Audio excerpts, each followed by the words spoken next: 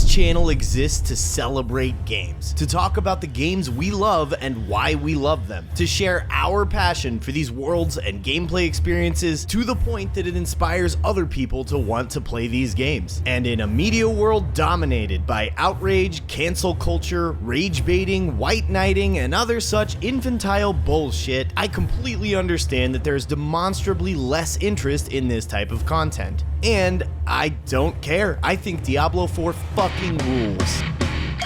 Hello and welcome to 10 Points of Slashing. My name is SJ, and if you're still with me here, I want to celebrate Diablo 4. But SJ, Diablo 4 is objectively a bad video game. What could you possibly have to say in defense of it? It's a fun game, man. Fun video game. I had fun with it. That's pretty much the whole video right there. Thanks for watching.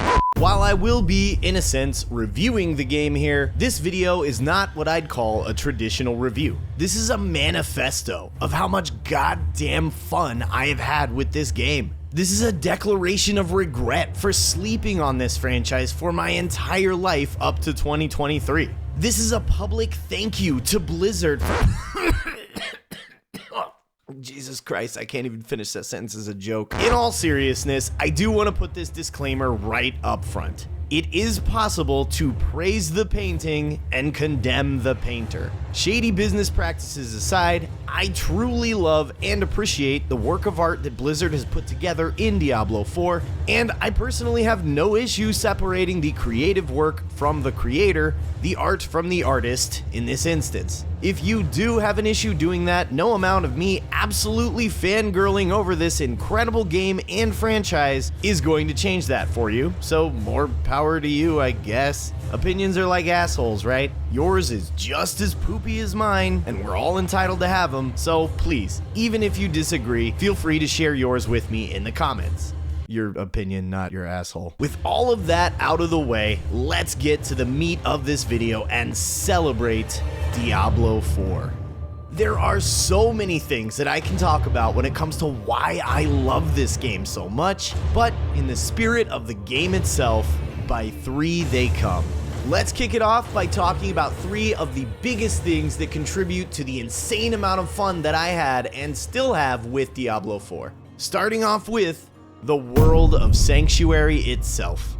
The art style for Diablo 3 was incredibly divisive. The creative intention behind it was to highlight the contrast between being in a dark, terrifying dungeon and being above ground outdoors by adding more color and a generally softer art style. This pissed people off. Diablo 3 was accused of being cartoonish, having the franchise's gothic roots being completely diminished in favor of selling the game to a wider audience.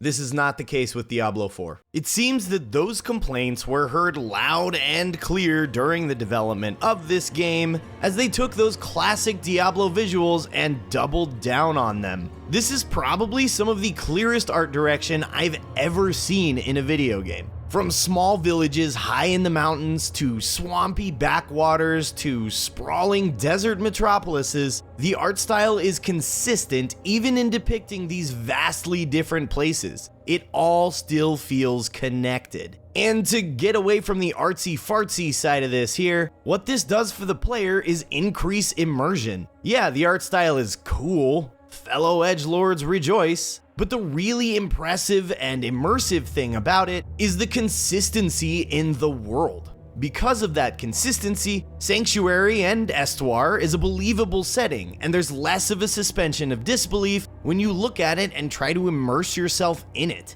Getting on your horse and riding from a village in the mountains to the low desert doesn't feel as jarring or unbelievable as it could, in no small part due to the consistency in art between these two places. Seriously, just take a walk through one of the game's towns or settlements and put yourself in the mindset of your character. You're a wandering demon hunter, walking the streets of a rundown settlement in northern Estuar. What do you see?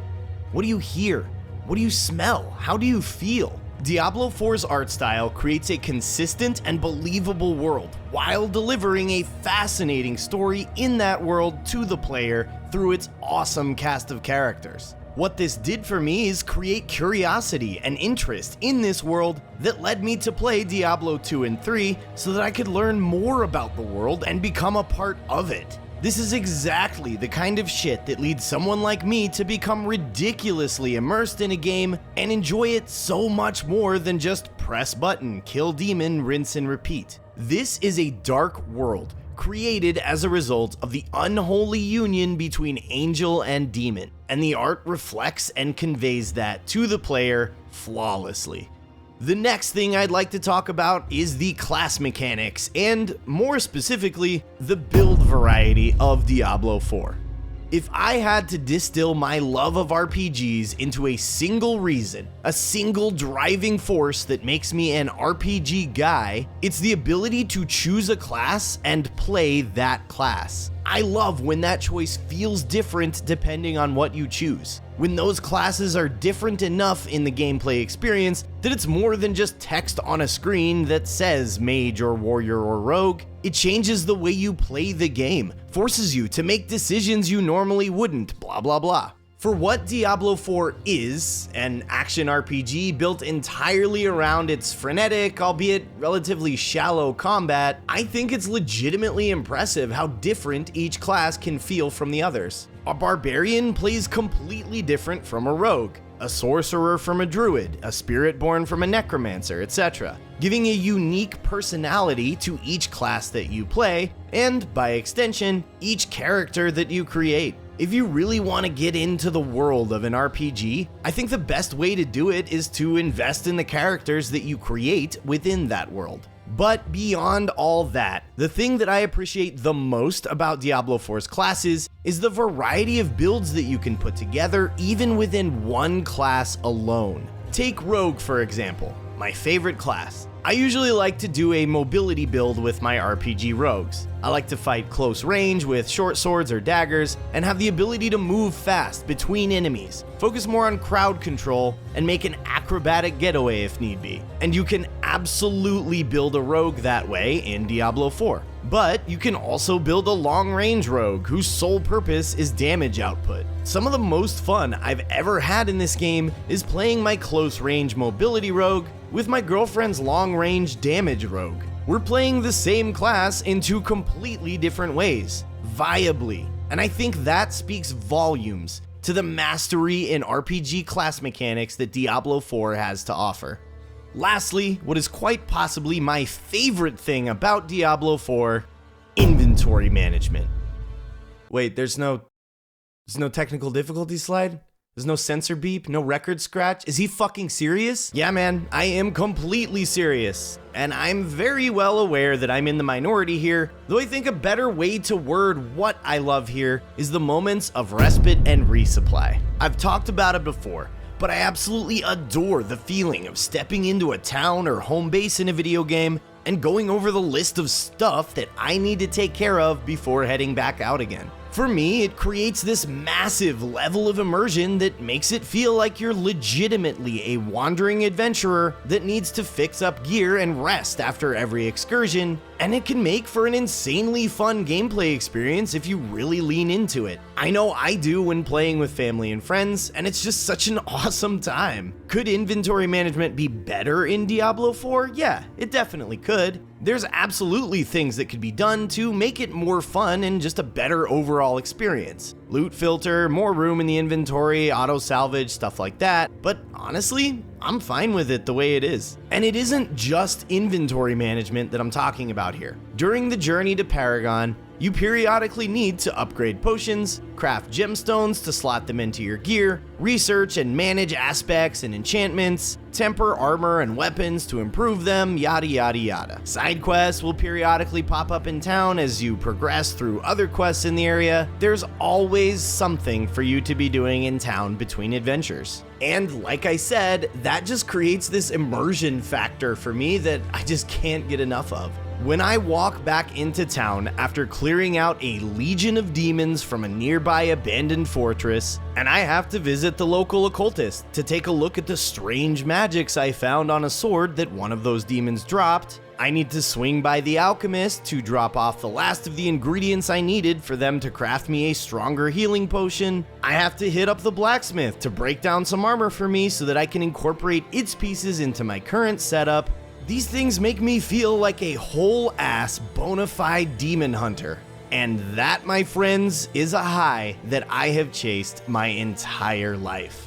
Alright, listen. I know I did the whole by 3 they come thing earlier in the video, but honestly, I'm just not done fangirling over Diablo IV yet. There's so much that I love about it that I didn't really get the chance to talk about yet, so I want to briefly touch on each of the categories from our 10-point reviews series without actually doing the full review and just praise this game a little bit more. And yeah, I definitely tried to do the but there's 7 great evils thing, but there's 5 categories in 10-point reviews and the math doesn't add up. Whatever, man. Starting off with story. I think Diablo IV has one of the most well-executed stories in gaming over the past 5 or so years. The conflict is clear and made relevant to the player from the beginning. The characters are compelling and mysterious, without that mystery being annoying or obtuse. Questions that the player is led to ask during the course of the story are clearly answered by the end of the game. All in all, I feel like this story was really well done, and made that much better by the incredible voice acting. Donan's whole shtick gets me every goddamn time, and it just wouldn't be that impactful without James Good's incredible performance. Next is the gameplay itself. Nothing spectacular here by any means. It's fast, loose, chaotic, isometric action RPG gameplay cranked up to 11, with enemy density cranked up to a fucking bajillion. But what I really love about Diablo 4's gameplay is that combat can be completely mindless if you want it to be. You can turn the difficulty down, shut off your brain, and absolutely annihilate legions of demons without breaking a sweat, and still have a good time. But if you want that challenge, it's definitely there if you look for it. Then there's the mechanics, the nitty-gritties that make the gameplay fun and challenging. I know I talked at length already about class mechanics and stopping in town to rest and manage gear between adventures, and that pretty much covers the underlying mechanics. And obviously Diablo 4 is an RPG, so it's already got the next category, replayability, baked into its DNA from the get-go. Again, the build variety is awesome and can provide for different gameplay experiences, even if you just play the same class over and over again. But I do want to take the time to praise the skill trees in Diablo 4. I really like the way they handle skills here. You're not locked into one active skill from each grouping, and the recent update that made respeccing free to the player even after level 10 really encourages experimentation and playing around with different setups, which does wonders for the replayability. Finally, there's engagement, which covers overall immersion and moment-to-moment gameplay pacing.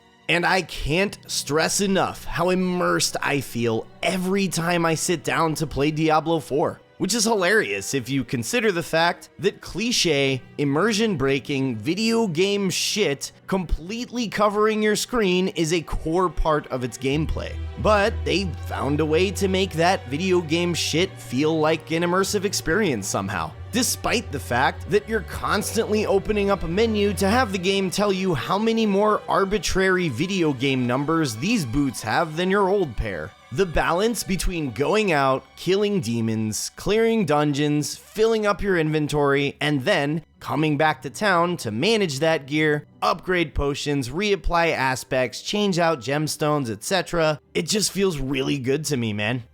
Diablo 4 is a game that knows exactly what it is and doesn't have any issue with what it is. It commits to and doubles down on being itself, and you can't help but feel that as the player. There was a clear vision in the development of this game that's evident all across the board, and I think that that clear vision, Diablo 4's commitment to itself and strong sense of identity, is one of the biggest reasons for the polarity in reviews on this game. A video game is a work of art just as much as it is a product that is designed to make money. Over the years, we've seen publishers that struggle to find the balance of art versus product in their games, and Blizzard is definitely guilty of leaning way too far into the product side, not just with prior releases, but with Diablo IV as well. But I think they've leaned just as far into the art with this one. I think that Diablo IV is absolutely incredible. Probably one of my 10 favorite video games I've played in the past 10 years. But there are people that genuinely think it's fucking god-awful. And a lot of them are people that have been with the franchise for a very long time and have watched the franchise shift and grow over the years. So it's natural that a modern take on an almost 30-year-old franchise is going to lose a few of the purists. It makes sense, and I don't fault those people for that at all. But suffice it to say that if this installment of Diablo is the one that lost you, if you think Diablo 4 sucks, I am genuinely sorry to hear that. I had and continue to have an absolute blast with this game, and it's a goddamn shame that you didn't. Thank you so much for checking out this video and the channel. If you think Diablo 4 sucks, please let me know in the comments what put you off about it. Like I said at the top, everybody's entitled to their opinion, and I definitely look forward to discussing some of those opposing perspectives with you guys. And of course, if you enjoyed the video, please consider liking, subscribing, or even just sharing it with friends. That kind of stuff obviously helps the channel out tremendously, but at the end of the day, I just appreciate your time, and I hope I was able to entertain you somehow. If you'd like to support the channel even more, please consider becoming a member. It's $1 a month, and it gets you access to some behind-the-scenes stuff. And as the channel grows, that $1 is going to get you a lot more. One last time, thank you from the bottom of my heart for watching and supporting us any way that you can, and I'll catch you in the next one. Later. Alongside my girlfriend's long range, why is that fuck, I am one last time, thank you from, what the hell is wrong with me?